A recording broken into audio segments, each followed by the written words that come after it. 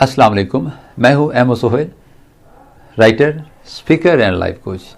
आज हम बात करेंगे कि जब इंसान किसी के साथ रिलेशन बनाता है, ताल्लुक़ बनता है, तो ताल्लुक़ में बाज़ुकात क्या होता है कि इख्तलाफ आ जाता है, लड़ाई हो जाती है, मसला ख़राब हो जाता है, मीन के बंदा मुतनफ़र हो जाता है साथ वाले से। तो ये कैसे मुमकिन है कि ताल्लुक़ भी रहे और इख्तलाफ भी ना बने? देखिए, बहुत से ऐसे मामलात होते हैं जिनमें इख्तलाफ का होना, रुकावट का बनना, एक दूसरे से दूर हो जाना, एक दूसरे के बारे में बदगुमानी पैदा हो जाना। जब तक हम जिंदा हैं ये चीज़ें हमारा रास्ता रोकती रहेंगी। हमें इन मसाइल का सामना करना पड़ेगा, क्योंकि जो जिंदा है उसके सामने रुकावटें भी आती हैं, उसको लोग छोड़ के भी जाते हैं, वो किसी के पास आता है, किसी से दूर जाता है, इस तरह के मामला चलते रहते हैं। लेकिन आप ताल्लुक़ भी निभाना चाहते हैं और आप उसके साथ साथ इख्तलाफ भी रखते हैं, तो ये थोड़ा सा मुश्किल हो जाएगा। ताल्लुक़ तो चलेगा, लेकिन किसी भी जो ताल्लुक़ की असल रूह है, जो बुनियाद है, वो इत्माद वो नहीं रहेगा। अब इत्माद किस तरह जाएगा? जब आप अगले बंदे के ऊपर इल्ज़ाम तराशी करेंगे, उसे बुरा भला कहेंगे, नहीं तुम ये हो, तुम वो हो, तुम ये कर ही नहीं सकते, तुमने किसी जगह पे साबित नहीं करवाया, ऐसा हो ही नहीं सकता तुम। अच्छा, जब आप इस तरह की बातें करके उसको बदजन करेंगे तो फिर क्या होगा? आप एक्सपेक्ट करते हैं कि आपका एक अच्छा ताल्लुक कायम हो जाए, एक जान साराना ताल्लुक कायम हो जाए? ऐसा बिल्कुल भी नहीं होगा। अब हम कहते हैं कि भाई मैंने जो कहा वो समझो, जो मैं कह रहा हूं वो समझो।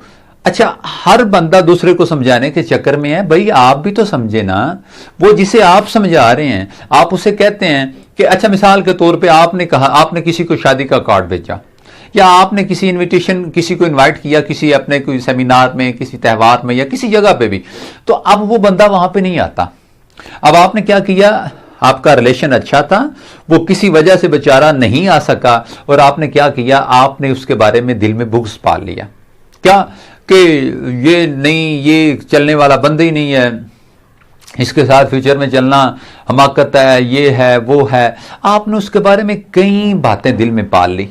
जनाब मोहतरम, इसकी वजह यह थी कि उसने आपको रिजेक्ट किया, और आपके काम को जो आपने कहा उसने वो नहीं किया, और आपने रिस्पॉन्स में क्या किया कि आपने उसे कहा कि वो ऐसा है, वैसा है, जैसा है, तैसा है। अच्छा, दो बंदे आपस में एक दूसरे के बारे में बुरा सोच रहे हैं, तीसरा आया, उसने दोनों को सुना और दोनों को कहता है, एक के कान में कहता नहीं बाबा ये ऐसे, दूसरे को कहा नहीं। अब पहले वाला एक्सक्यूज करता है, कहता सॉरी यार, मैं वो आपकी बात को समझा नहीं। देखिए, ये मसाइल के अंदर उनको ना समझना ये बहुत बड़ा मसला होता है। अब जिसको आपने इनवाइट किया वो नहीं आया, आपने तो उसके ऊपर 100 ब्लेम लगा दिए, ऐसा वैसा, कैसा, जैसा तैसा, ये वो।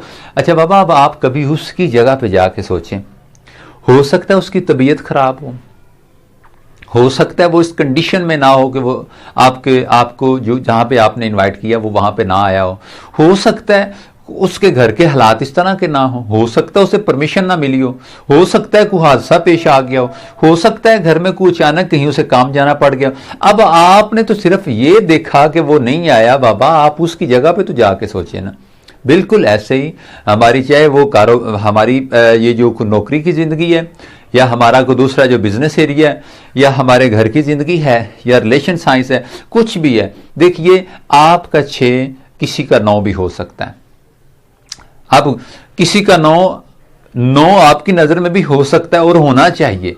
अब जब हम किसी पे थोपने की कोशिश करते हैं कि नहीं मेरे 6 को 6 मानो, बाबा जी थोड़ा सा टर्न करने की देर है, आपका 6-9 बन जाएगा। बिल्कुल हर बंदे के हालात एक जैसे नहीं होते, लोग पता नहीं किस किस कैफियत से गुजर रहे होते हैं। लिहाजा ब्लेम करना छोड़ दीजिए, सिचुएशन देखिए। अगर एक टीचर ये देखता है कि उसका बच्चा रोज़ लेट आता है और वो उसका इलाज ये करता है कि वो उसको 2 डंडे लगा देता है, 2 थप्पड़ लगा देता है, कॉलेज से उसे कहता है कि चल अब तेरी छुट्टी है, गैर हाजिरी लग गई है, तुम कल आ जाना। अच्छा, ये तो था एक रस्मी तरीका जो आजकल चलता है, जो चलता आ रहा है। अब अगर अब मसला था, बच्चे का लेट आना मसला था, अब उसके बैक पे जाके देखिए कि वो जो लेट आ रहा है उसके कोई रीज़न भी तो होगी ना।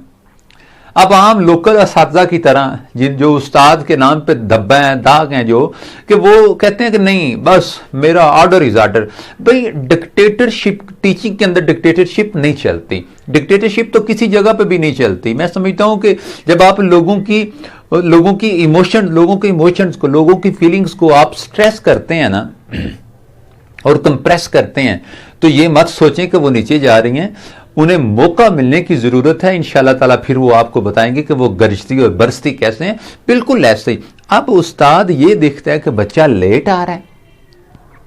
एक उस्ताद का वाकया यहां पे मैं आपके सामने कोट करता हूं, जो अंडरस्टैंड कर जाते हैं। अब जो अंडरस्टैंड कर जाता है वो ही उस्ताद होता है। जरूरी नहीं कि बोर्ड पे लिखने वाला, क्लास में आने जाने वाला उस्ताद है, यहां पे सब उस्ताद हैं। आप एक ट्रू लर्नर बने, आप एक सच्चे सुच्चे तालिब इल्म बने, आपको दरो दीवार सिखाएंगे, ये मेरा मानना है। अब क्या होता है, बच्चा लेट आया, एक दिन आया उसने 2 मारी, दूसरे दिन आया उसने फिर 2 मारी, तीसरे दिन 2 स्टिक्स।